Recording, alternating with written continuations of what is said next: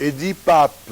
Je suppose que la prochaine fois que vous lirez une bande dessinée, vous penserez à ce que vous venez de voir et de tout le travail qu'il y a avant que la bande dessinée arrive comme ça chez votre libraire ou dans les rayons de votre bibliothèque.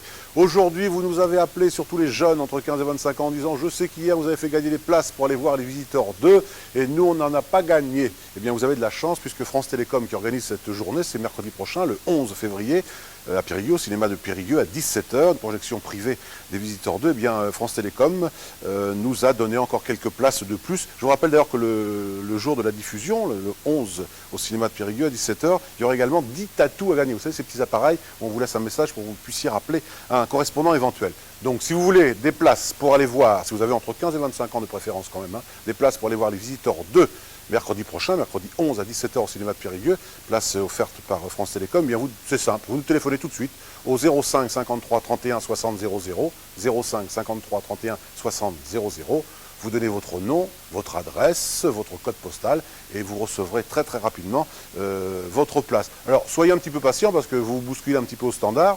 Alors, évidemment, il faut être patient. Si ça ne répond pas tout de suite, si ça s'en occupait, n'hésitez pas, vous refaites le numéro. Voilà, je crois que je vous ai tout dit pour l'instant. Nous tournons quelques pages de publicité. 19h30, le journal, votre journal avec Patricia Chéra. Et je vous retrouve juste après pour la météo. À tout à l'heure.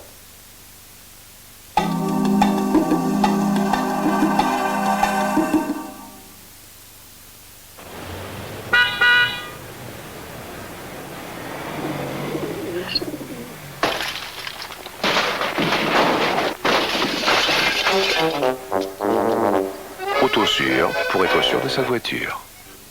Le contrôle de votre véhicule en 45 minutes maximum. Pour être sûr de votre voiture et pour votre sécurité, Centre Autobilan Bugois, route du Buisson, au Buc-sur-Vézère.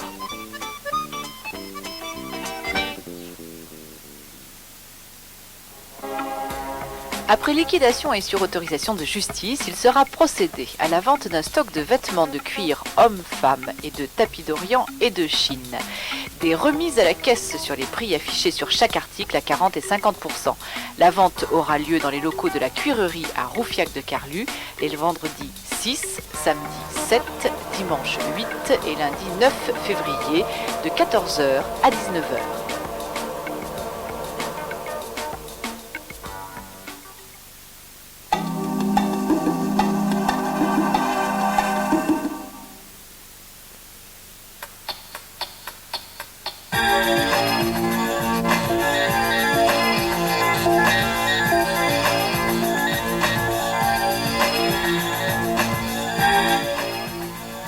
Madame, Monsieur, bonsoir. Dans l'actualité de ce mercredi, réussir à gauche en Dordogne, en Aquitaine, c'est la liste gauche plurielle présentée ce matin en vue des élections régionales.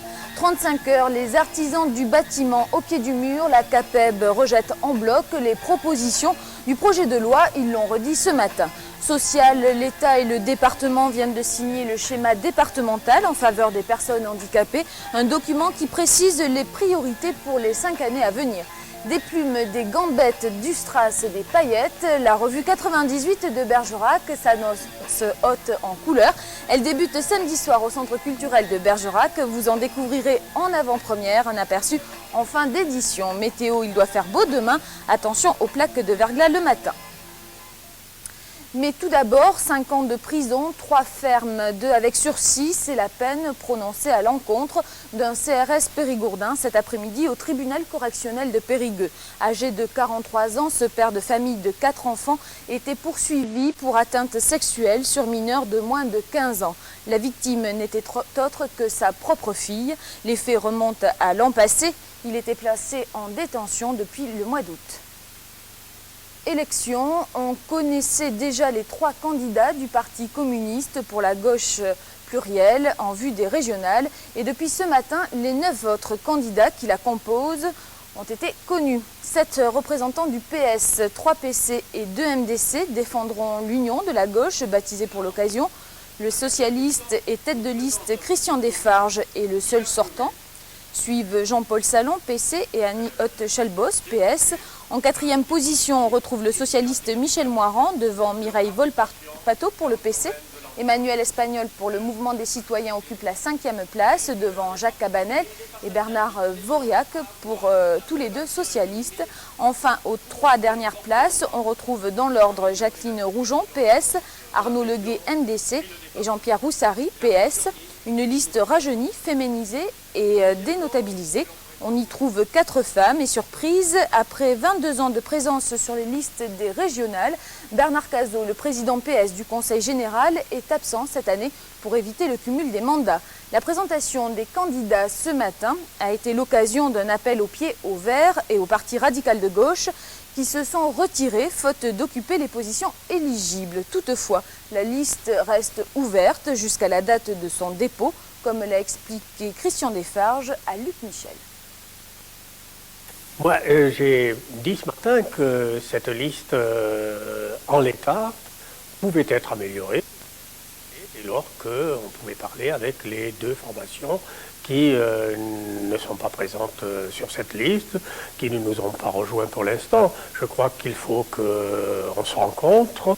Et moi, je suis tout prêt à reconsidérer la proposition de liste qu'on a fait ce matin, dès lors qu'on pourrait examiner comment chacun pourrait trouver sa place, au niveau départemental d'abord, mais peut-être ensuite dans une analyse de la situation au plan régional. Les artisans et petites entreprises du bâtiment s'opposent aux 35 heures. Selon eux, cette mesure va à l'encontre de la pérennisation de leurs entreprises. Ils l'ont redit ce matin en présence du président de la CAPEB. Thierry Pasquet est allé à leur rencontre. La CAPEB, qui fédère les petites entreprises artisanales du bâtiment, se mobilise contre le projet relatif à la réduction du temps de travail. Selon eux, le passage forcé aux 35 heures hebdomadaires payées 39 est un non-sens économique. Son application aura un effet direct et immédiat d'augmentation de coûts horaires de la main-d'œuvre tout en réduisant la capacité de production de l'entreprise. La CAPEB insiste également sur le fait que le projet n'est pas adapté aux entreprises artisanales. En effet, celles-ci sont caractérisées par une très forte consommation de main-d'œuvre et contrairement aux entreprises industrialisées, l'entreprise artisanale n'a pas les moyens de compenser le passage aux 35 heures par des gains de productivité réalisés grâce aux économies d'échelle. Comment voulez-vous que nous payions 39 heures en effectuant que 35 heures? C'est pénaliser toutes nos petites entreprises, c'est pénaliser notre clientèle, parce qu'il faudra bien que quelqu'un paye. Hein, et comme nous sommes déjà acculés, hein, nous sommes déjà, comme on dit vulgairement dans le bâtiment, on traîne le cul par terre. Hein, je ne vois pas comment qu'on pourrait accepter cette nouvelle méthode de réduction du temps de travail à 35 heures sans aménagement. En effet, pour ces entreprises artisanales, le passage aux 35 heures ne peut être accepté qu'en compensation d'une annualisation du temps de travail et d'un peu plus de flexibilité. L'entreprise Philippe, qui emploie 7 salariés, voit dans l'application des 35 heures des perspectives qui vont à l'encontre de la finalité du projet qui reste la diminution du chômage. Pour embaucher, ça n'est pas possible puisque mathématiquement, je ne peux pas compenser, ou je compenserai trop d'heures, j'aurai trop d'heures après, donc difficile à gérer par rapport à un marché qui est déjà en difficulté, qui est déjà en baisse. On va nous obliger à faire ça, peut-être on le fera, mais ça sera contre-cœur et on y laissera les plumes. Peut-être je débaucherai, je ne sais pas. Je ne connais pas encore l'incidence réelle. Mathématiquement, ça n'est pas vivable. De plus, la remise en cause de la compétitivité des entreprises artisanales ne va faire qu'accroître, selon la CAPEB, le recours au travail au noir. Déjà l'année passée, sur 1200 permis de construire accordés en Dordogne, 400 ont échappé entièrement aux entreprises du bâtiment.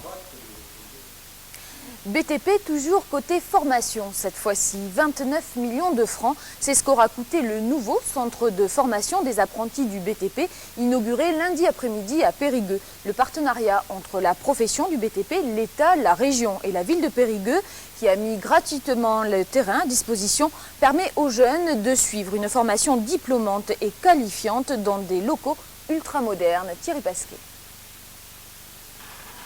Avec ces nouveaux bâtiments inaugurés lundi après-midi, le centre de formation des apprentis du bâtiment et des travaux publics veut se donner un outil adapté à la pédagogie d'aujourd'hui.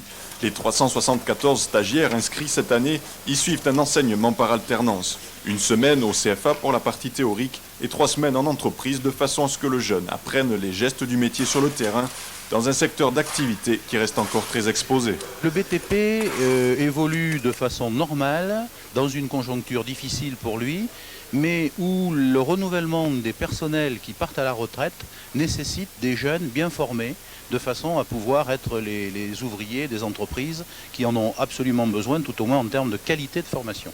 Le CFA propose des formations dans tous les métiers du bâtiment et des travaux publics, excepté celui d'électricien.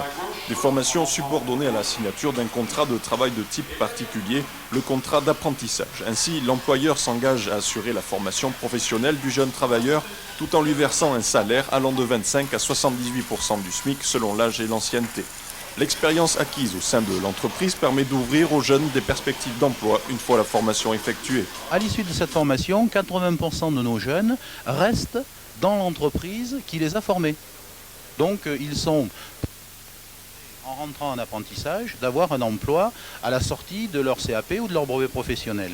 Et ce qu'il faut ajouter, c'est que l'apprentissage n'est plus une fin en soi, en ce sens que le jeune peut continuer sur un brevet de technicien, il peut rejoindre une voie que je qualifierais de normale de formation, et il peut même aller jusqu'à un diplôme d'ingénieur par la voie de l'alternance. Reste à souhaiter bonne route à ces jeunes qui entreront dans un secteur d'activité qui compte 7300 emplois salariés en Dordogne. Social, le préfet Pierre-Henri Machioni pour l'État et Bernard Cazeau pour le département ont signé cet après-midi le schéma départemental en faveur des personnes handicapées. Ce document recense les actions prioritaires à mener dans ce domaine pour les 5 ans à venir. Chaque année, 150 millions de francs sont affectés aux aides en direction des 20 000 personnes handicapées en Dordogne. Des emplois jeunes viendront compléter ce dispositif. Explication avec Luc Michel. Le schéma départemental en faveur des personnes handicapées retient 3 priorités. Premièrement, d'ici 2003, il faudra trouver des réponses aux problèmes posés par le vieillissement de la population des handicapés, notamment en restructurant les établissements d'accueil. Second point, un effort devra être fait pour la prise en charge de l'hospitalisation de ces personnes. Enfin, la dernière priorité concerne l'amélioration de leur vie quotidienne, en particulier en matière de transport.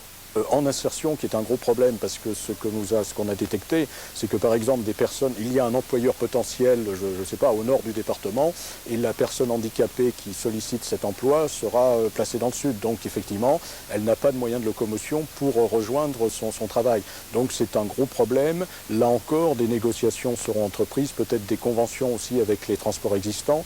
Parallèlement au schéma départemental, le président du Conseil général et le préfet ont signé une convention d'objectifs permettant la création de 200 emplois jeunes dans le secteur médico-social. Certains serviront bien évidemment à l'accompagnement des personnes handicapées, mais des tâches nouvelles qui correspondent à des besoins nouveaux permettront justement à ces jeunes d'obtenir un emploi et avec la formation qu'ils auront au cours des 5 années à venir, certainement une titularisation.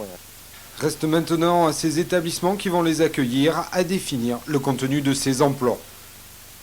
Et puis la préfecture met en garde contre un démarchage abusif qui a lieu en ce moment en Dordogne. 2 personnes qui prétendent être mandatées par les services préfectoraux proposent la vérification des extincteurs. La préfecture signale qu'elle ne fait procéder à aucun démarchage de ce type. Nouveau décor, nouvelle scène, nouvelle chorégraphie, nouvelle tête et nouvelle plume. Le cercle musical de Bergerac prépare sa nouvelle revue depuis presque 4 ans. Composé uniquement de bénévoles, ce sont en tout 100 personnes qui font vivre le spectacle pendant 3 heures.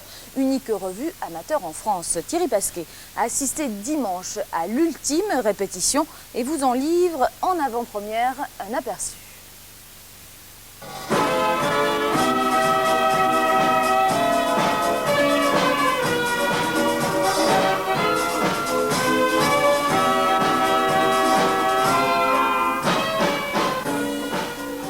Le cercle musical de Bergerac est de retour sur scène pour le plus grand plaisir des Périgourdins. Depuis 4 ans, ils nous concoctent leur nouvelle revue, Bergerac, nos amours. Et bien ça y est, le spectacle est fin prêt, les costumes sont neufs, brillants, colorés et les danseurs renouvelés. Avec 15 décors différents pour 3 heures de spectacle, ce sont en tout 100 personnes bénévoles, des chanteurs, danseurs, comédiens, techniciens et costumières qui s'activent pour que l'ultime répétition, ici avant la générale de vendredi, puisse se dérouler sans accroc. L'ambiance est un peu survoltée dans les loges, le spectacle est en effet minuté et les danseuses n'ont que quelques secondes pour se changer entre les différents tableaux. Pourquoi tu l'as pas... C'est une revue traditionnelle, c'est-à-dire que les gens voient de très jolies choses, il y a des ballets, et puis ils rient, et puis ils sont émus. C'est une succession de choses agréables à voir, et notre seul but, c'est de faire plaisir aux gens qui passent 3 heures agréables. Un peu suranné, le succès de cette revue est dû beaucoup à son côté candide qui fait tout le charme du musical amateur, mais aussi à sa couleur très locale. Je crois que Bergerac, c'est son affaire, ce sont des Bergeracois.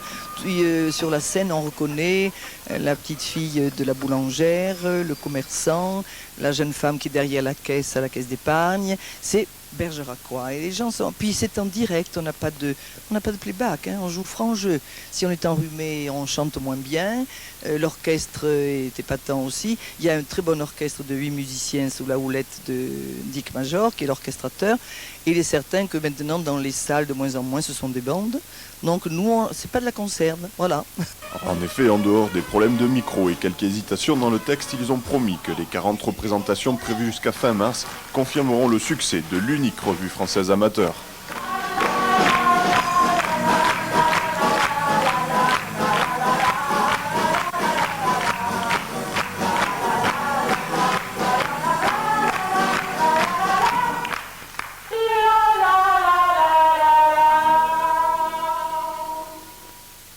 Spectacle haut en couleur. Bergerac Nos Amours vous donne rendez-vous à partir de samedi soir, tous les mardis, mercredis, vendredis et samedis, et le dimanche en matinée jusqu'au 29 mars au centre culturel de Bergerac, où se font d'ailleurs les réservations.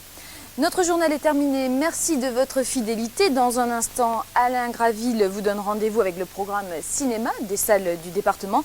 Mais tout de suite, c'est le bulletin météo de Djelma. Très bonne continuation sur Aki TV. Bonsoir.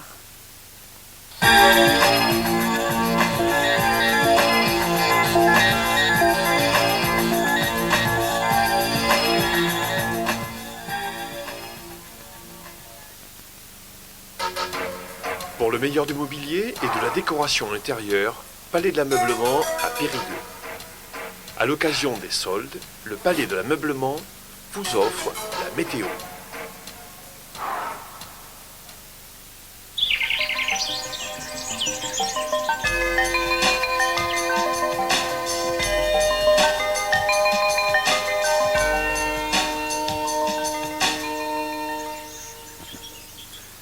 Bienvenue à vous pour les nouvelles du ciel. Quel temps aurons-nous demain? Nous allons savoir ça tout de suite avec Météo France Bergerac. Regardez cette carte qui est arrivée.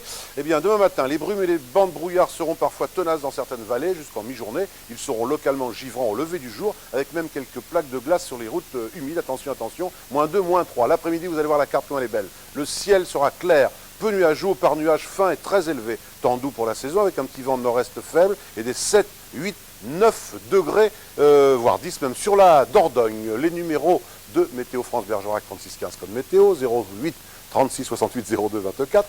Demain, nous embrassons Agathe, mais également Avy, comme Saint-Avy Seigneur, Saint-Avy Vialard. Je vous embrasse, à demain.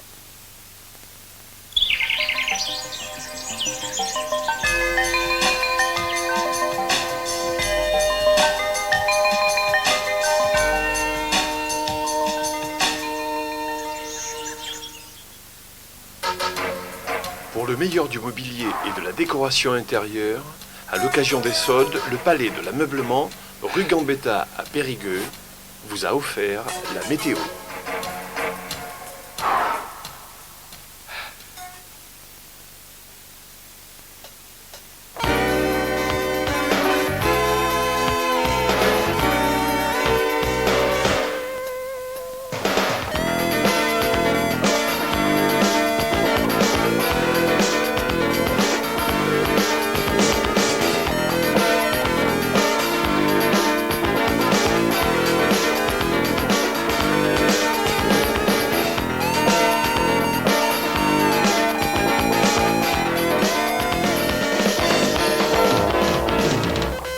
Salut et merci de nous rejoindre sur Aki TV pour Cinéma, le magazine. Comme tous les mercredis, on va s'intéresser de très près à l'actualité cinématographique avec toujours 5 parties dans cette émission, ça n'a pas changé.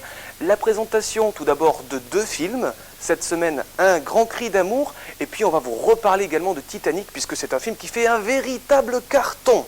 Deuxième partie, le film test. On aime ça, parce qu'on va vous interroger à la sortie des salles. Et c'est vous qui avez la possibilité de critiquer le film. Cette semaine, Marius et Jeannette, ça promet. Troisième partie des news sur l'actualité cinématographique. Et on va voir un petit peu combien d'argent s'est mis dans les poches George Lucas à l'occasion de la réédition de la trilogie Star Wars. Vous allez voir, c'est assez édifiant. Quatrième partie, le box-office. Et nous finirons comme d'hab avec les salles et les films en Dordogne. Allez, nous partons pour le premier film à l'affiche. Cette semaine, Un grand cri d'amour, le film de Josiane Balasco, avec Josiane Balasco, Richard Berry et Daniel Prévost. On peut signaler que c'est le 5e film réalisé par Josiane Balasco en 13 ans, le dernier en date étant Gazon maudit. Il y a 15 ans, Gigi et Hugo formaient un couple de scène très célèbre, mais manque de bol, le succès s'est éteint et lui est un acteur en perte de vitesse, elle a littéralement sombré dans l'alcoolisme et c'est pas très cool tout ça, mais figurez-vous que quelques temps après, à l'occasion d'une rencontre tout à fait fortuite, eh bien le duo va se retrouver et va tenter de revenir au devant de la scène.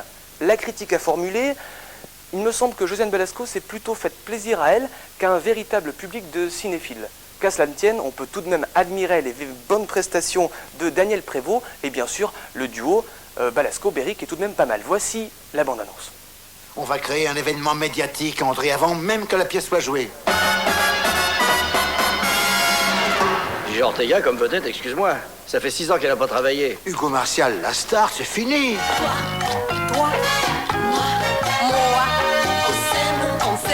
Une femme dont j'ai été amoureux fou. Faut que ce soit crédible. Vous avez eu de la chance que je sois libre. Hugo Martial va pas craquer sur un tas. Et je la donnerai quand d'après toi la Tu baigne? m'as pourri la vie pendant 12 ans.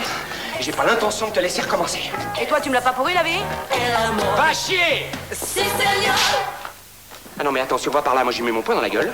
Je la fous dehors et la pièce s'arrête au bout d'un quart d'heure. On enchaîne les enfants, on n'est pas franchement en avance, hein? Allez, allons-y. Je t'adore, oh yes, I love you, oh my darling. Non, c'est bon là.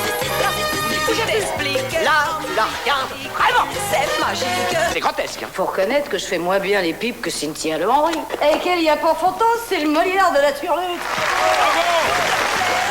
On a affaire à un cas pathologique grave. Moi j'en peux plus de ce mec, j'en peux plus. Oh la salope. Où est le problème? C'est monstrueux. Mais tu commences à me chier dans les bottes. Qu'est-ce que c'est que ce psychodrame? Si, Seigneur. J'adore les acteurs. C'est magnifique. Yes, we love. Avec des acteurs moyens, on aurait mis 2 semaines. Elle dedans. Pauvre con à talonnette. Tu vois, une de tes grosses limites, c'est ton immense vulgarité. Si, Seigneur. Si, Seigneur. Hugo Martial, Gigi Ortega, c'est un couple mythique. Souris, connasse. Allez, on continue avec le film test. Et vous savez que le film test, on aime sur Aki TV, puisqu'on va vous donner la parole. Nous allons à la sortie des salles, et c'est vous qui allez critiquer le film, qui allez un petit peu donner vos réactions. Cette semaine, c'est Marius et Jeannette qui s'y collent, le dernier film de Robert Guédiguian, avec notamment Gérard Meylan et Ariane Ascaride. Pour l'histoire, ce sont 2 quadragénaires d'un quartier populaire de Marseille qui vont connaître le coup de foudre. Ça m'émeut, ça. La critique, il me semble que ce film s'inscrit un petit peu dans la lignée de western, c'est-à-dire beaucoup de simplicité, beaucoup d'émotion. Les acteurs, c'est sympa, un bon jeu d'acteurs. Et c'est un film qui a littéralement conquis la critique et le public, et qui en plus de ça a permis à Robert Guédiguian de sortir de l'ombre. Voici la bande-annonce et juste après vos réactions à la sortie des salles. Pleure sur Marseille, le port. Qu'est-ce que tu veux faire plus tard, toi? Footballeur. Et toi? Footballeur. Ah, toi aussi? Et toi? Footballeur. Ah, vous voulez tous être footballeurs, quoi. Ben, c'est bien, vous avez presque l'équipe au compteur. Tenez-vous droite, dernier avertissement. Tiens, je dois vous le dire un coup de barre. On m'a pas embauché pour faire le mannequin. Vous trouvez que je radote? Ah, je pensais simplement à ce que je pourrais vous dire pour vous faire sourire. Et c'est parti. Maintenant que j'ai le costume, il ne reste plus qu'à trouver le client. Allez, va. Ne fais pas grève. Va voter Front National, va. Merde. Je vais pas me reprocher toute ma vie d'avoir voté une fois pour eux, une seule fois. C'est pas... J'ai perdu l'habitude d'avoir un homme à la maison. Ça fait un bail qu'on s'occupe plus de moi. Eh bien, il va pas souvent au cinéma, celui-là. Hein. Mais pourquoi tu dis ça? Eh bien, parce que maintenant, chaque fois que tu vas au cinéma, tu vois le héros qui base l'héroïne, debout, contre un mur, les pieds dans la boue.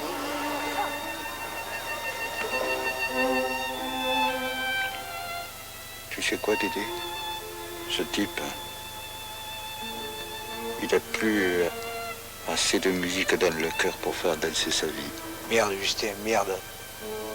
Tu dis ces phrases avec de ces mots.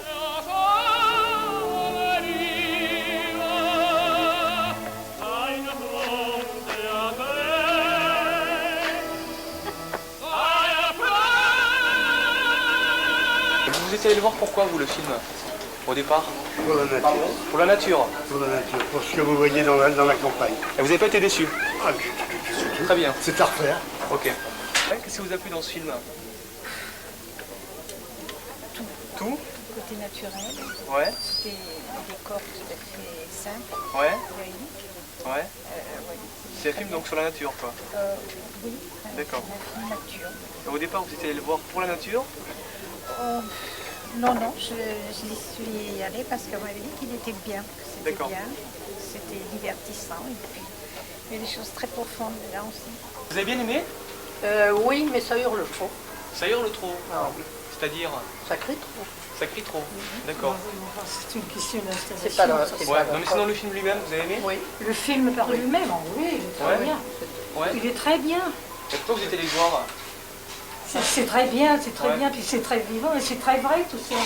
C'est-à-dire, on nous en avait fait des compliments. Oui, on nous en avait fait des compliments, mais c'est vrai, il est bien. D'accord. Très bien, mais je vous remercie. Et alors, on va passer à Titanic. Allez, deuxième film à l'affiche, on va reparler de Titanic, puisque je vous rappelle que Titanic, c'est quand même l'événement de ce début d'année 1998 au niveau du cinéma. Un film qui a quand même réuni près de 200 000 téléspectateurs en France lors de sa sortie, le premier jour, ce qui n'est pas rien.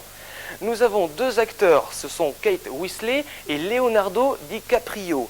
Ces deux jeunes gens embarquent en 1912 à bord du Titanic et vont tomber amoureux l'un de l'autre. Le seul problème, c'est que Leonardo vient de gagner son billet de 3e classe lors d'une partie de poker, alors que Kate est une bourgeoise aux allures un petit peu snob. Alors comment se peut-il qu'il y ait coup de foudre? Réponse avec cette bande-annonce. It's been 84 years. And I can still smell the fresh paint. The china had never been used. The sheets had never been slept in. Titanic was called the ship of dreams. And it was. It really was.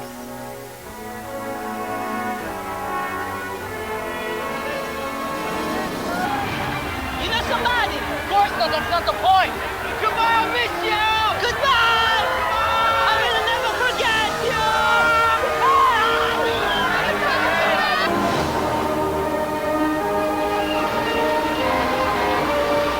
I'm Jack Dawson.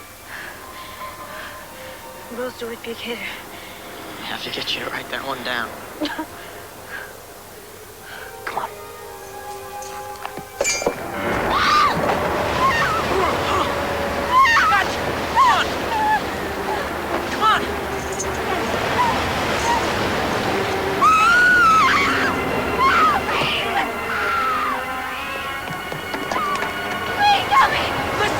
Listen to me, I've got you. I won't let go.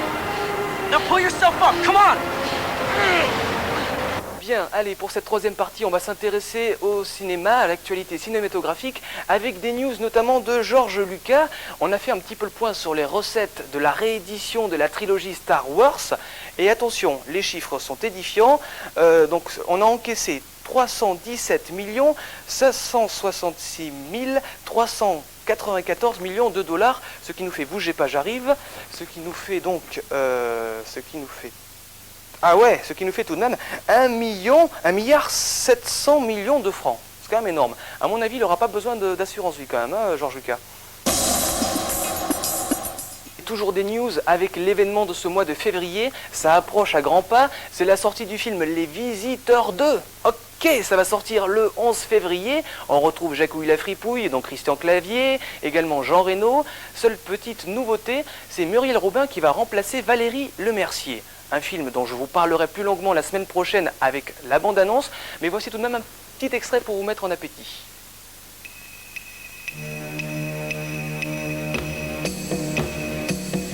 de la laine, fille de la laine, de mes moutons d'ondaine. Cousez mitaine, fort de belles capitaines.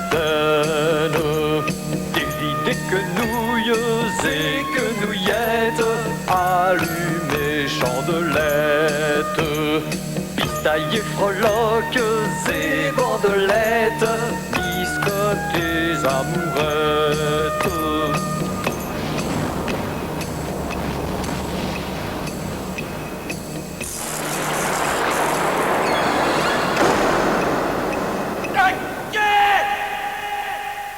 Allez, vous l'attendez tous, c'est le box-office, c'est la 4e partie de cette émission, avec le classement des 5 meilleurs films sur le territoire français.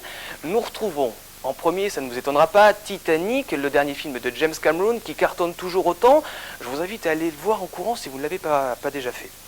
En deuxième position, nous avons Le Chacal avec Bruce Willis, qui lui a bien réussi son entrée. En troisième, c'est Les Pirouettes de James Bond avec Demain ne meurt jamais. Quatrième, L'Associé du Diable. Et en cinquième, Lolita. Comme d'hab, avec les salles et les films en Dordogne.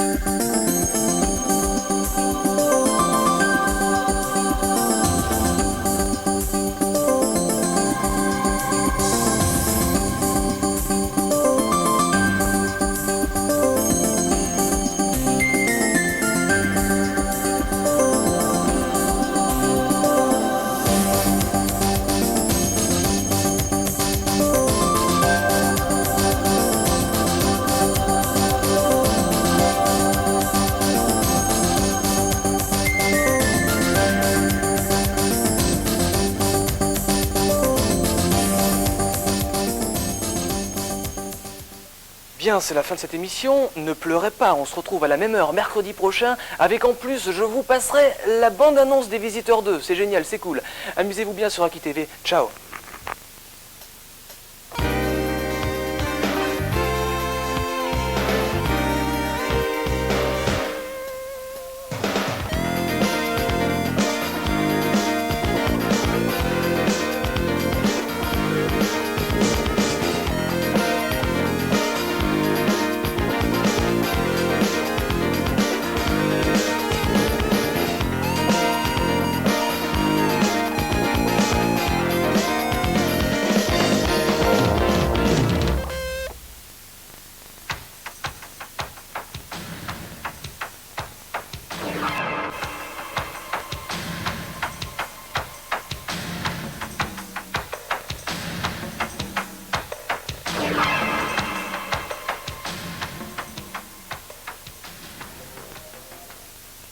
Bonjour et bienvenue dans le Point Emploi. Alors aujourd'hui, je vais commencer par une information, si vous le voulez bien. La mission locale met en place une opération tout à fait particulière. C'est une opération de parrainage. Alors je vous parle de la mission locale du Sarladais.